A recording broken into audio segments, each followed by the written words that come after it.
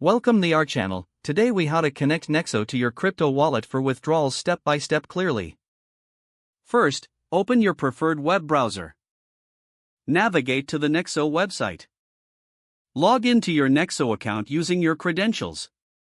Once logged in, locate the account option in the dashboard. Click on Account to access your account settings.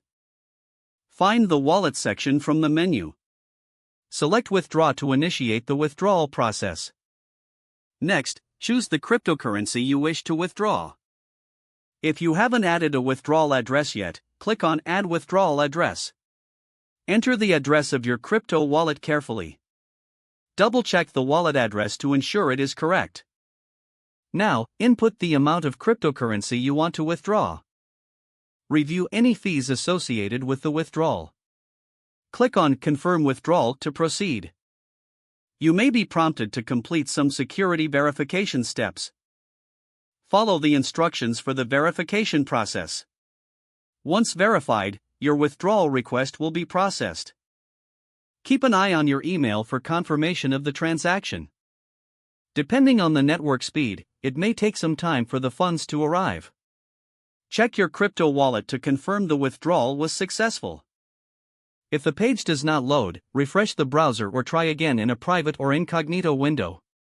Make sure you are using the correct email address, then retype it carefully to avoid small typos. If your password is not accepted, use the reset option and create a new strong password you can remember. Check your spam folder for verification or security emails, then complete any requested confirmation steps. Enable two-factor authentication if available to improve account security and reduce unauthorized access risk. After signing in, review your profile details so your contact information and settings are accurate and current. If you see an error message, note it down and try again after restarting your device and internet connection. Log out when you finish, especially on shared devices, to keep your account and payment information secure.